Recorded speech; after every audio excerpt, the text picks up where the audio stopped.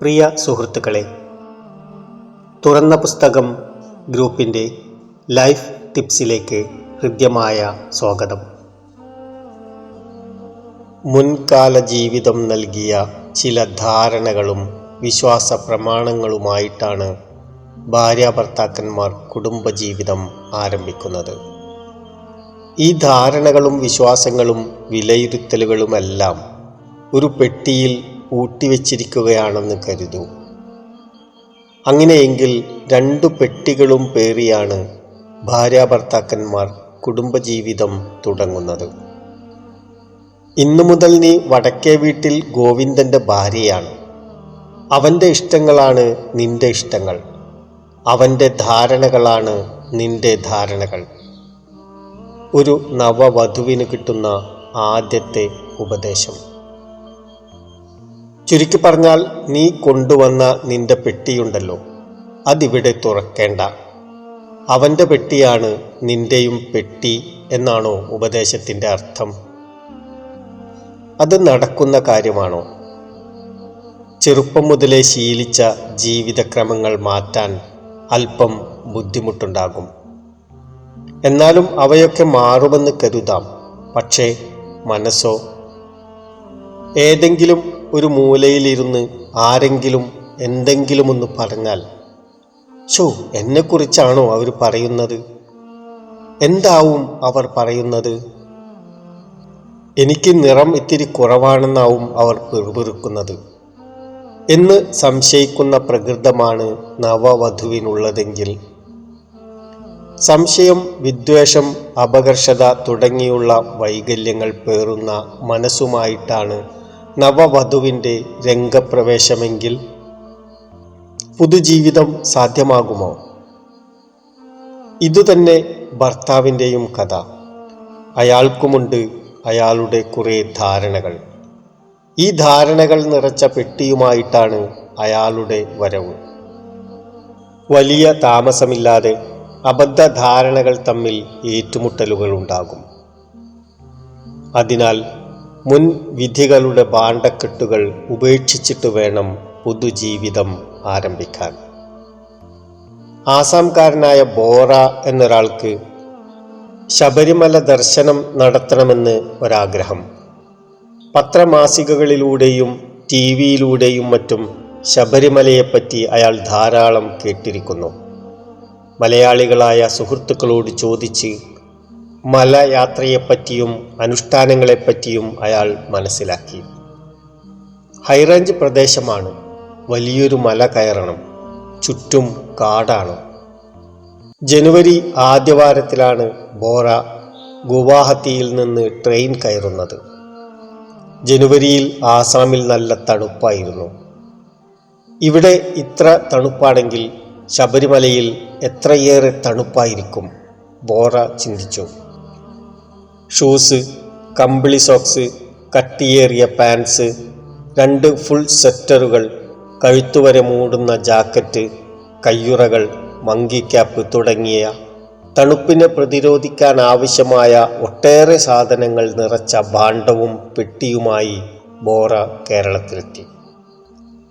Railway clock റൂമിൽ വലിയ പെട്ടി സൂക്ഷിക്കാനേൽപ്പിച്ച് കമ്പിളി വസ്ത്രങ്ങളുടെ ഭാണ്ഡവുമായി ബോറ മലയാത്ര തുടങ്ങി.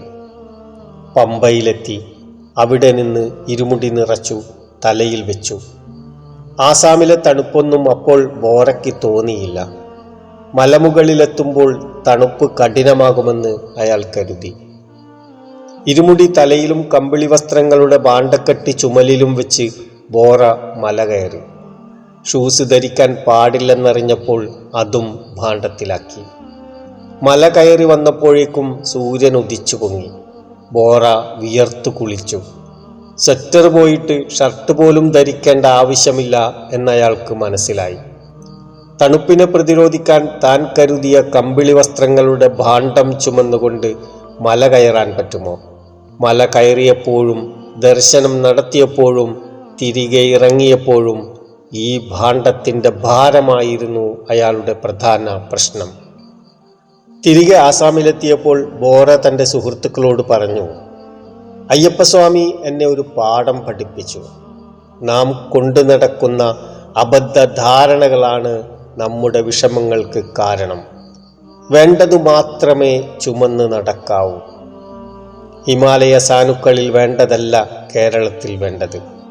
വേണ്ടാത്ത കാര്യത്തിന് വിഷമിക്കാതിരിക്കണമെങ്കിൽ വേണ്ടതേ കയ്യിൽ കരുതാവൂ. നാം ഭൂതകാലത്തിൻ്റെ വലിയൊരു ഭാണ്ഡക്കെട്ടുമായിട്ടാണ് യാത്ര ചെയ്യുന്നത്.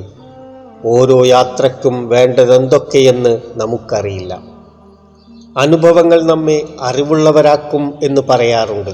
പക്ഷേ ആ അറിവ് വ്യത്യസ്തങ്ങളായിരിക്കും. അനുഭവങ്ങളിൽ നിന്ന് വിചിത്രങ്ങളായ പാഠങ്ങൾ പഠിക്കുന്നവരല്ലേ നമ്മളിൽ ഭൂരിഭാഗം പേരും.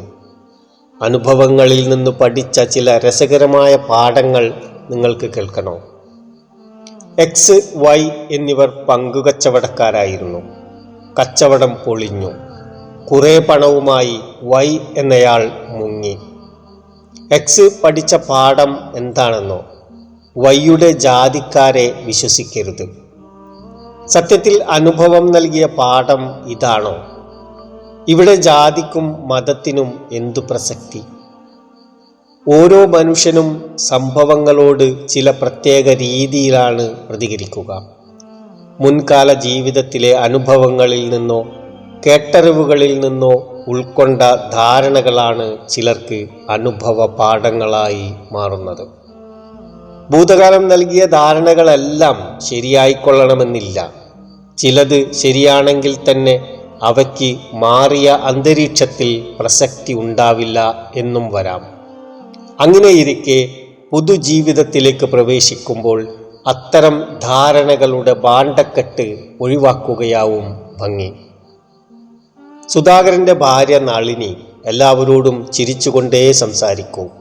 സംസാരിക്കാൻ വിഷയദാരിദ്ര്യം അവർക്ക് അനുഭവപ്പെടാറില്ല. പലവട്ടം സുധാകരൻ മുന്നറിയിപ്പ് കൊടുത്തു. കുറച്ച് അടക്കവും ഒതുക്കവും വേണം. വീട്ടിൽ വരുന്നവരോട് നീ അധികം സംസാരിക്കണ്ട. ഇങ്ങനെ ഫ്രീ ആയിട്ട് ചിരിക്കുകയും വേണ്ട. ആളുകളോട് നന്നായി ഇടപെടുന്നതല്ലേ ചേട്ടാ നല്ലത്? നളിനി ചോദിച്ചു. വേണ്ടെന്ന് പറഞ്ഞില്ലേ, പറയുന്നത് അനുസരിച്ചാൽ മതി, സുധാകരൻ പറഞ്ഞു. സുധാകരൻ ചുമന്നുകൊണ്ട് നടക്കുന്ന ചില കോംപ്ലക്സുകളാണ് അയാളെക്കൊണ്ട് അങ്ങനെ പറയിച്ചത്. ഭാര്യ മറ്റുള്ളവരുടെ മുന്നിൽ അത്രയേറെ സ്മാർട്ടാകുന്നത് അയാൾക്ക് അസ്വസ്ഥതയുണ്ടാക്കുന്നു.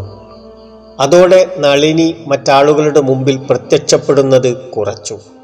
അതിഥികൾ വന്നാൽ അവൾ നിവൃത്തിയുണ്ടെങ്കിൽ പുറത്തു വരില്ല. വന്നാലും പെട്ടെന്ന് അകത്തേക്ക് കയറിപ്പോകും. നളിനി ഇങ്ങനെയൊരു വിട്ടുവീഴ്ച നടത്തിയത് കുടുംബവഴക്ക് ഒഴിവാക്കാനായിരുന്നു. ചുരുക്കത്തിൽ സ്വന്തം വ്യക്തിത്വത്തിലെ ഏറ്റവും ആകർഷണീയമായ ഒരു ഘടകത്തെ അവൾ തിരസ്കരിച്ചു. ഭാര്യ മറ്റുള്ളവരോട് ചിരിച്ചുകൊണ്ട് ഭംഗിയായി സംസാരിക്കുന്നത് തൻ്റെ പൗരുഷത്തിന് വെല്ലുവിളിയാകുമെന്ന ധാരണയിൽ നിന്ന് മുക്തനാകാൻ സുധാകരന് കഴിയുന്നില്ല.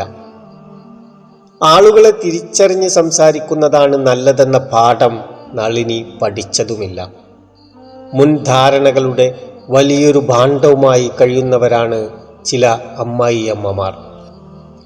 നവവധുവിൻ്റെ തലയിൽ തൻ്റെ വിശ്വാസങ്ങളുടെ ഭാണ്ഡം ഉറപ്പിക്കാൻ അവർ ശ്രമിക്കുമ്പോൾ പ്രശ്നങ്ങളായി. ഭാര്യ, ഭർത്താവ്, അമ്മായിയമ്മ 3 വ്യക്തിത്വങ്ങളാണവർ. അന്യോന്യം അംഗീകരിക്കുന്നതിന് പകരം സ്വന്തം മുൻവിധികൾ അടിച്ചേൽപ്പിക്കാനാവും പലപ്പോഴും ഓരോ വ്യക്തിയും ശ്രമിക്കുന്നത്. മുൻവിധികളുടെ ഭാണ്ഡം നമുക്ക് ഉപേക്ഷിക്കാം. അതല്ലെങ്കിൽ ക്ലോക്ക് റൂമിൽ സൂക്ഷിക്കാം. എന്നിട്ടും മതി മലകയറ്റം. നന്ദി.